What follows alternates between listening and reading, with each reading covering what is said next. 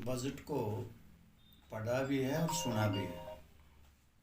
केंद्रीय बजट प्रस्तुत जो किया गया वो किसान और मजदूर विरोधी है। किसानों की आय दुगनी करने का ढिंढोरा जो पीटा जा रहा था 2022 का, 2022 तो पूरा हुआ, उसमें किसानों की आमदनी घटी है। इसी प्रकार से मजदूरों की मजदूरी कम हुई है।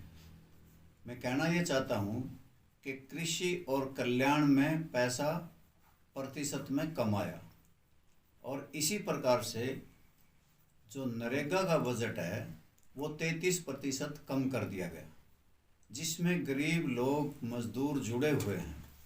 नरेगा का बजट 33% कम करना मजदूरों के साथ खिलवाड़ है। उनकी रोजी रोटी कैसे चलेगी? महंगाई पे कंट्रोल करने के लिए कोई कदम नहीं उठाए गए। किसी भी प्रकार से बेरोजगारी को ख़त्म करने का इसमें कोई भी प्रावधान नहीं है।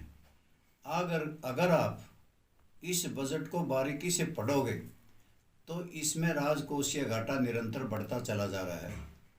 इसमें कहा गया है कि आने वाले वर्ष में हम इसको 6.4 करेंगे। इसी प्रकार से ये 3.5% होना चाहिए, जो आपे से बाहर हो रहा है।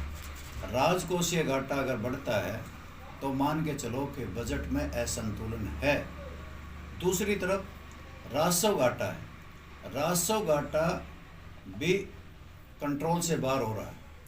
उसमें भी बहुत बड़ा घाटा है, जिसमें पेंशन दी जाती हैं, जिसमें कि नौकर पेशा लोगों की तनख्वाहें दी जाती हैं, उसमें भी घाटा पूरा हो रहा है।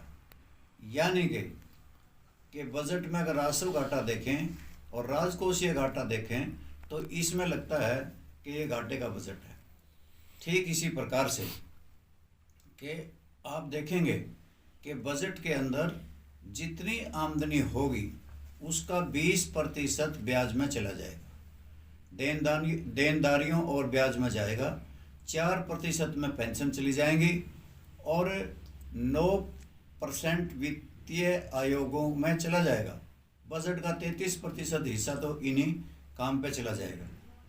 और सरकार का जोर है कि परिसंपत्तियां जो सरकार की उन्हें बेच दिया जाए। 51,000 करोड़ रुपए की संपत्तियां बेची जाएंगी और 11,000 करोड़ से ज़्यादा का बाज़ार से लेना पड़ेगा उधारी, तब जा कर के काम चलेगा। और टैक्स कलेक्शन भी कम हुई, जिसकी वजह से इन्होंने लिपापोती करके आंकड़ों का खेल दिखाया गया है। कोई भी जनहितकारी योजना इसमें नहीं है और ये बजट जन विरोधी है। मैं इसलिए कह रहा हूँ कि लोगों को ये कहा गया कि जो इनकम टैक्स पे करने वाले लोग हैं उन्हें 7 लाख रुपए तक कोई भी किसी प्रकार का टैक्स नहीं देना पड़ेगा, परंतु ये स्लैब जो बनाए गए हैं वे गरीब आदमी के, आम आदमी के विरुद्ध हैं। ये बड़े लोगों को फ़ायदा पहुंचाने वाला बजट है। पहले LIC की बचत या इसी प्रकार से हाउस बिल्डिंग लोन पे इंटरेस्ट में जो रिबेट था, कंसेशन था इनकम टैक्स पेज को, और NPA न्यू पेंशन स्कीम में जिसके पैसे जाते थे या किसी प्रकार का और जमा होता था, उसमें कंसेशन दी जाती थी, रिबेट दिए जाते थे, छूट दी जाती थी, उन्हें सबको बंद कर दिया और सीधा ये कर दिया कि 7 लाख रुपये। ये तो पहले से ही थी। इस प्रकार की इसमें कोई फ़ायदा किसी को होने वाला नहीं। अगर होगा तो बड़े लोगों को होगा। बड़े पूंजीपतियों का बजट है और ये जन विरोधी बजट है। जिस प्रकार से नरेगा में 100 दिन का रोज़गार देने के लिए सरकार पाबंद थी, अभी एक आंकड़े आए हैं कि 48 दिन का रोज़गार दिया गया और 227 रुपये प्रतिदिन के हिसाब से उन्हें दिहाड़ी दी जाती है। इससे लगता है उनकी आमदनी 10,000 के लगभग की है पर मंथ की। वो भी जब 48 दिन रोज़गार मिले, 50 दिन रोज़गार मिले। पहले तो ये 100 दिन का ढोल पीटते थे वे रोज़गार देंगे, अब वो भी बंद कर दी। और इस प्रकार से बजट को कम करके और भी दिन कम हो जाएंगे।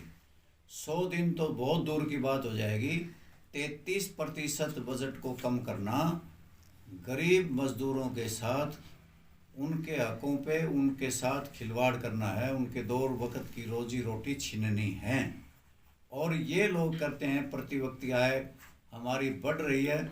मैं ये कि मान के चलता हूँ, ये तो इंडस्ट्रीज की बढ़ रही है, उद्योगपतियों की बढ़ रही है, रेस्टोरेंट के मालिकों की बढ़ रही है, होटलर्स की बढ़ रही है, सर्विस प्रोवाइडर्स की बढ़ रही होगी, परंतु इस गरीब आदमी की प्रति व्यक्ति आय में भारी फेरबदल करके दिखाया जा रहा है। वास्तव में प्रति व्यक्ति आय बहुत कम है। मैं मान के चलता हूँ बजट तो हमेशा घाटे के हुए हैं। सरप्लस बजट तो कोई आया नहीं। रेवेन्यू सरप्लस बजट बहुत कम आते हैं, और घाटे का बजट होना तो कोई मैं बुरे संकेत नहीं मानता, परंतु उधार भी ली जाती है, लोन भी लिए जाते हैं, कर्जे भी दिए जाते हैं, पेंशन भी दी जाती हैं। सारे भुगतान करने के बाद भी राजकोषीय प्रबंधन में कुशलता होनी चाहिए। ये राजकोषीय कुप्रबंधन हो रहा है, जिसकी वजह से घाटा हो रहा है। से घपले और घोटाले हो जाना, सरकार टैक्स कलेक्शन ना कर पाना, इनकी वजह से घाटे होते हैं। और सरकार अपनी परिसंपत्तियां पहले भी बेची हैं और अब भी बेचने पे उतारू है, जिस प्रकार से ये बजट प्रस्तुत किया गया।